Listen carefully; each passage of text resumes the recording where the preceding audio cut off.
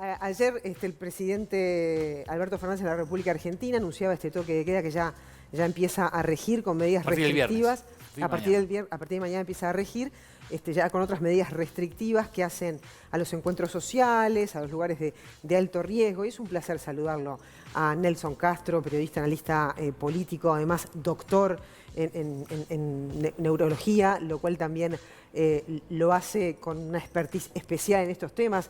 Nelson, la verdad que es un placer recibirte esta mañana y que te hayas tomado el tiempo con todo el trabajo que tenés para charlar con nosotros. ¿Cómo estás, Nelson? Bienvenido acá a Uruguay. Bella mañana. ¿Qué tal? ¿Cómo les va? Bella mañana. Un gusto saludarlos. Siempre me es grato hablar con los colegas uruguayos porque soy muy agradecido del respeto y del afecto que ustedes me tienen, así como la gente. Así que un gusto estar con todos ustedes. Nelson, ¿cómo has recibido estos anuncios de Fernández en la noche de ayer, este toque de queda? ¿Cómo medís la pandemia en la República Argentina? La otra vez te leía en una entrevista al País, decías que la Argentina no tiene futuro. Bueno, efectivamente estamos viviendo una situación realmente mala. La Argentina se encuentra con una curva de franco ascenso, como está en todo el mundo, la tienen ustedes, está Brasil, Chile y demás. Y aquí eso se ve agravado, los escuchaba con mucha atención en relación al tema de la vacunación, por dos cosas. Primero, porque aquí la vacunación va muy lenta, y además va lenta y manchada con fenómenos de corrupción y errores que ha generado por parte de la gente muchísimo enojo. Sin duda que la curva de casos en la Argentina, no solamente la cantidad, sino la curva, obliga desde un punto de vista epidemiológico a restricciones. El tema es que el gobierno ha perdido autoridad moral para imponer las restricciones, para convencer, porque imponiendo no se logra absolutamente nada, y este hoy es el desafío que se tiene en la República Argentina, ver cómo se logra convencer a la gente de acatar estas medidas que son absolutamente imprescindibles, pero que son complejas para la vida de muchas de estas personas que están en una situación económica muy mala y no tienen ningún tipo de ayuda que les permita compensar ese déficit. Así que estamos en un momento realmente delicado y en un verdadero desafío, no solamente para el gobierno, sino para nosotros como país y sociedad. Claro, ahora, entonces, el toque de queda no estaría ayudando mucho a un cambio estructural, entonces, en lo que hace el futuro de la pandemia ahí en la Argentina, ¿crees tú? No, pero por supuesto, porque aquí el tema, fundamentalmente, ¿sabés por qué? Porque el problema fundamental de la Argentina hoy no lo tiene con lo que pasa con la nocturnidad, o sea que el gobierno está enfrascado en eso. El problema de la Argentina pasa por ver qué pasa en el día, porque hay un tema cualitativo muy importante. En la primera ola, los afectados, los enfermos, fueron personas en general de mayores de 60 o 65 años. Es decir, era gente, en muchos casos jubilada, que tenía, aunque es la jubilación miserable, tenía ese soporte. Hoy en Argentina, la mayoría de la gente está afectada entre 25, 30 y 55 años, es decir, es la población económicamente activa. Y esa gente hoy tiene que moverse para seguir trabajando. Y ahí está el problema clave. La nocturnidad, por supuesto que pesa, pero es un elemento secundario que el gobierno ha querido poner como primario, cometiendo un error de apreciación. Ajá. ¿Y qué señales debería dar el gobierno, para revertir esta pérdida de autoridad moral que tú mencionabas, para la gente que está agotada también, ¿no?, por tantos meses de encierro y de cuarentena estricta en este país? ¿Cuáles son las señales fundamentales que está pidiendo la sociedad? El gobierno debería ser coherente entre lo que dice y lo que hace, ¿no es cierto? El gobierno dice que está buscando, por ejemplo, la unidad política, y lo que hace es buscar la división. Eso pesa mucho, porque usted tiene que tener en cuenta que Argentina es un país políticamente dividido casi mitad y mitad entre el oficialismo y la oposición. El otro tema que el gobierno debería, digamos, en el cual debería trabajar, debería dar certidumbre cómo va a manejar el plan de vacunas. Claramente el gobierno ha optado por dar una sola dosis a la gente. Esto genera controversias porque no todas las vacunas tienen documentada esa eficacia, pero la gente que le dan una dosis deberían fundamentalmente darle certidumbre. Mire, usted va a recibir una dosis un día 1 y el día 80, 85, 90 la va a tener, ¿no es cierto? Y esto es realmente complejo porque hoy no está ocurriendo. Y el tercer punto es el tema hay un tema de autoridad moral. Eso no se regana más. Eso cuando se pierde no se regana más. Y este es un problema que el gobierno va a padecer durante todo este tiempo, porque la autoridad moral del gobierno hoy está resquebrajada. Claro, ahora, Nelson, tuviste COVID, ¿no? Hablaste más de una vez de las vacunas, de la seguridad de las vacunas. Hablaste de las vacunas de emergencia, como serían estas, ¿no? Porque en otras condiciones las fases llevan más tiempo, ¿no? Las comprobaciones científicas llevan más tiempo, ¿no? En ese sentido, es decir, ¿cuál es tu postura personal respecto a estas vacunas de emergencia y a las certidumbres y las incertidumbres lógicas que tenemos que tener? Bueno, este es un punto muy importante, porque como todas las vacunas están autorizadas bajo este programa que se llama precisamente autorización de uso de emergencia, hay un montón de incógnitas que no se han respondido, que se van a ir respondiendo en el tiempo. Ustedes ven lo que está pasando con la vacuna de AstraZeneca, por ejemplo, en relación a las trombosis que han aparecido en Europa, que generaron discrepancias en la misma Comisión Médica Europea. Por eso nosotros marcábamos la de Sputnik. La de Sputnik, digamos, tuvo un problema también de auditabilidad que nosotros señalamos y que fue producto de toda una concepción política que contaminó políticamente una vacuna en esencia buena. Entonces lo que hay que dar como mensaje para la gente es que como no están dadas todas las respuestas de las vacunas, hay una necesidad de continuar cuidándose. Es lo que ha pasado con el presidente de la Argentina. Él se vacunó y se contagió. Entonces este es un mensaje muy importante. ¿Por qué? Porque marcan dos cosas. Primero, esta actitud de cuidado de quien se dio la vacuna para seguir respetando las normas de distanciamiento. Y segundo, para que esté atento ante cualquier síntoma, digamos, de enfermedad, digamos, algún síntoma de malestar, dolor, fiebre, digamos, alguna otra, digamos, patología que pudiera aparecer, para que la gente esté en contacto directamente con su médico y esté, digamos, en advertencia de que estas vacunas pueden producir efectos colaterales, que son, desde el punto de vista de los porcentajes, mínimos, pero que existen. Sí, ahora, pero digamos, por ejemplo, vos no te vas a vacunar porque todavía tenés la inmunidad por haber contraído el virus, ¿no? ¿Pero lo vas a hacer? Bueno, sí, claro, yo me tengo que vacunar porque la inmunidad que da el virus no se sabe cuánto dura. Claro. Sí, así que, como tampoco se sabe cuánto dura la inmunidad de la vacuna. Así que, por supuesto, cuando a mí me toque, yo tengo 66 años, todavía en la capital federal no está abierto el registro para los que tenemos más de 60 años. Cuando me toque vacunar, por supuesto que lo voy a hacer y ojalá pueda hacerlo, digamos, con la regularidad de las dosis, es decir, darme la primera dosis y después darme la segunda dosis en tiempo y forma. Sí, tener las certezas de que esas vacunas les van a llegar. Nelson, te quería consultar sobre otro tema y es, hace unos días estuvimos hablando, bueno, en los medios uruguayos y en los medios argentinos sobre esta especie de cruce o de enfrentamiento que tuvieron Luis Lacalle Pou y el presidente argentino. ¿Qué impresión te dejó este cruce sobre las cuestiones que hacen a la relación de estos países y el Mercosur? Cuando Lacalle hablaba de lastre y Alberto Fernández le molestó ese término. A mí me dio mucha pena y mucha preocupación porque claramente es una indicación de dos cosas. Primero, que el Mercosur no funciona y segundo, de una pérdida de oportunidades, porque la región es más fuerte si logra conformar un bloque para negociar con los bloques mundiales, sobre todo con la Comunidad Económica Europea, ¿no es cierto?, con la Unión Europea, que es tan complejo. Así que a mí todas estas cosas que significan enfrentamientos y quitan masa crítica, ¿no es cierto?, al avance de una región, que me genera una enorme pena. No porque el Mercosur sea un ideal, el Mercosur tiene muchas falencias, lamentablemente, pero lo importante es que estas falencias se solucionen dentro del Mercosur y con conceptos del Mercosur. Y esto ha fallado. Han fallado muchas cosas del Mercosur, pero cuando vos ves este nivel de enfrentamiento, además llevado a esa circunstancia de publicidad, a mí, más allá de ver quién mejor estuvo, no, yo creo que los critiqué a los dos presidentes, digo, me da pena porque hay una falta de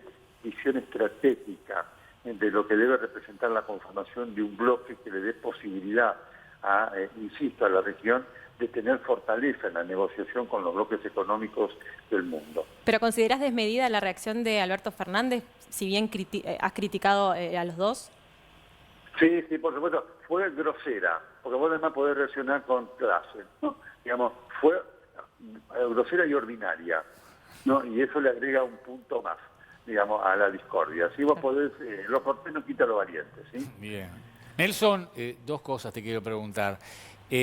¿Alberto termina el mandato? Esa sería la primera, es una pregunta. Y la segunda, ¿cuál es el leitmotiv de Cristina hoy? ¿Cuáles son sus preocupaciones? ¿Las causas pendientes? ¿Es realmente lo que la motiva día a día? Porque todas las movidas que uno lee de Cristina o que entiende de Cristina son básicamente de salvarse, un sálvese quien pueda de ella, de Máximo y de Florencia. Porque de las otras causas importantes y de las otras razones importantes que tiene el gobierno, estando ella atrás, que ya no es un binomio, es ella. En un principio parecía un binomio entre Alberto y Cristina, pero ahora es ella la que está atrás. Entonces es preocupante ver si Alberto termina y cuáles son las intenciones reales de Cristina en este gobierno. Bueno, dos cosas. Alberto va a terminar el mandato, porque lo va a apoyar el peronismo, así que de eso no hay ningún tipo de duda, ¿no? Y Alberto claramente ha decidido que su rol es de ser un súbdito de Cristina Fernández de Kirchner, que es la que manda las decisiones esenciales. La necesidad de Cristina Fernández de Kirchner son dos. Una, la impunidad judicial. Y en esto está trabajando y esto ha generado distanciamiento y, digamos, problemas con el presidente de la República, porque Cristina llegó al poder con esta idea, la idea de lograr impunidad judicial. El segundo punto que tiene Cristina, ha logrado esto, que hasta el momento está difícil y le va a ser difícil, yo creo que Cristina va a ser condenada en alguna causa, no va a ir presa, pero creo que va a ser condenada. El otro punto es construir, permanencia en el poder a futuro. Cristina está trabajando para eso, no para volver a ser ella presidenta. El objetivo de Cristina es que la familia Kirchner, a través de su hijo, esté en el poder, y el kirchnerismo esté en el poder, por el mayor tiempo posible, y a partir de esa permanencia extendida ir delineando el país filochavista al cual aspira o en el cual piensa siempre Cristina Fernández de Kirchner. Este es el tema y esto es el pensamiento. En esto está trabajando como yo la llamo, la expresidenta en función. Ahí va. Con Alfonsín esto no pasaba. No, claro que no. Claro que no, por supuesto. Alfonsín fue único. Alfonsín, que por supuesto lamentablemente tuvo errores de gestión económica. El problema de Alfonsín fue no entender definitivamente que era un gobierno de transición y que él necesitaba, necesitaba ver cómo era su continuidad. En que falló con la Cafiero, pero lamentablemente, también hubo errores propios de aquel gobierno que coadyuvaron a esto, a dar una idea de la permanencia de Alfonsín en el poder. Pero Alfonsín fue algo único, fue un verdadero republicano, un estadista que lamentablemente no tuvo émulos hasta aquí en la política argentina. ¿Y cómo se recupera la moral en la política? No es imposible, Clau. Es muy difícil. Si vos no tenés gente decente, no la podés. Es muy simple y muy difícil. Se recupera con gente decente, ¿no es cierto? Que llegue al poder buscando hacer cumplir la ley, ¿no? Yo pongo un ejemplo, siempre pongo este ejemplo, ¿no? Y no porque esté hablando con ustedes. Yo lo entrevisté al presidente Tabaré Vázquez 2 veces. Y una vez estaba, ustedes recuerdan que él estaba terminando su primer mandato, estaba ahí, faltaban todavía meses para las elecciones, con un altísimo nivel de popularidad, ¿no? Y se había planteado en algunos círculos analíticos, me acuerdo, no sé tanto de allí, pero en la Argentina había toda una discusión de algunos analistas uruguayos diciendo, bueno, el tema de la reelección, de la modificación de la Constitución de Tabaré Vázquez podía darse en virtud de la popularidad que tenía. Y yo me acuerdo que lo entrevisté y me dice, mire, de ninguna manera yo puedo tener el 100% de popularidad. Acá estoy para cumplir la Constitución que dice que termino tal día, ¿sí? Así que este ejemplo siempre lo pongo. En la Argentina, quien llega al poder no para administrarlo, sino para adueñarse de él. Y este es un problema fundamental que quita autoridad moral y tiene mucho que ver con esto que yo digo de un país sin futuro y sin rumbo. Bueno, muy bien. Nelson, ¿en qué se equivocó Macri? Macri pensó que su propia figura de empresario iba a traer las inversiones, por ejemplo, esa era una idea original. No te convence mucho Marcos Peña, ni Dujovne tampoco, que dijiste que no podían ser ministros en ningún país del mundo. ¿Eso es así ahora? ¿Lo seguís viendo así? Sí, pero por supuesto. Macri, el principal elemento de fracaso, la principal evidencia del fracaso de Macri es que volvió Cristina. Cristina volvió porque Macri lo hizo posible. Macri creyó, efectivamente, vino a gobernar un país que no existe, ¿no? Y él creyó que esto de que la lluvia de inversiones era automática. Y me acuerdo haberlo discutido con algún funcionario del gobierno. Voy a poner esto, ¿no es cierto? Cuando vino Merkel a la Argentina en el 2016, a mí me tocó coordinar una reunión con empresarios alemanes, ¿no? Y ellos me decían claramente, dicen, nosotros por supuesto compartimos las ideas de Macri y demás, pero no vamos a venir acá a poner un peso hasta que en este país no tenga acuerdos políticos importantes que haga que haya un rumbo previsible. Porque hoy puede gobernar Macri, pero mañana gobierna el que seguimos cualquier otro gobierno, no sabemos a dónde va. Entonces, Macri, digamos, que vino con ese discurso de buscar la unidad, después, digamos, a lo que apeló fue a la división con Cristina para construir poder.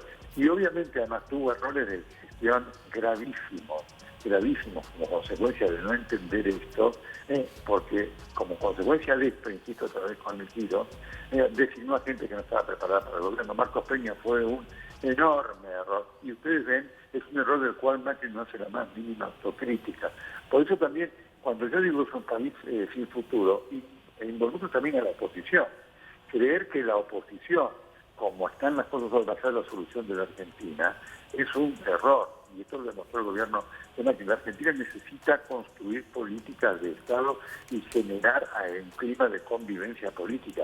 Si no, podrá gobernar hoy Alberto Fernández, mañana Cristina, pasado Macri o quien fuere, y las cosas seguirán más o menos igual. Nelson, te vamos agradeciendo toda tu participación. Siempre nos dejás un espacio de mucha reflexión después de que viene otra vez Nelson. Después que escuchamos tu paradigma de pensamiento. ¿Cómo marchas el libro?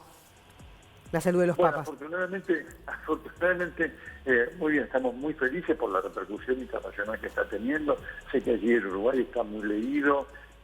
Acabamos de firmar, se acaba de firmar el viernes pasado los derechos para la venta en España, y estamos con la traducción en Italia, con la idea de ir a presentar el libro cuando la pandemia lo permita, aproximadamente para septiembre. Así que estoy... ¿Te cambió, Nelson? ¿Te cambió la cabeza de lo que pensabas de Bergoglio cuando lo conocías ahí en Buenos Aires, cuando lo entrevistaste allí en el Vaticano? Yo lo entrevisté varias veces al Papa, y por supuesto la última entrevista fue una de las 4 que le hice. Por supuesto que la última fue insuperable, porque te confieso que creí que nunca se iba a dar esa entrevista de ese libro que, como ya conté, nació por idea del Papa. Y cuando se dio, tampoco pensé que se iba a dar en los términos que se dio, en el cual me encontré con un ser humano que se abrió a contar los datos de su salud, los detalles de su salud física y psíquica, de una manera para mí impresionante aún hoy. Yo cada vez que lo pienso, que lo leo, además te confieso que se me pone la piel de gallina, por el hecho además que, por supuesto, debo agradecerle al Papa de haberme transformado en el primer periodista de la historia del papado, en haberle hecho una nota a un Papa que por primera vez en toda la historia del pontificado habla de su salud. Y es argentino, además. Bueno, te vamos a dejar porque si no, no vas a tener tiempo de tocar el piano este mediodía, ¿no? Va con Mirta a tocar el piano. Qué fenómeno, la verdad que sos un fenómeno, en serio. Muchísimas gracias, Nelson, por haber compartido todo este ratazo esta mañana con nosotros. Gracias a ustedes por el cariño de siempre. Que sepan que lo valoro mucho, como de toda la gente de Uruguay. Así que hasta una próxima, muy amable. Hasta pronto, seguramente cuando...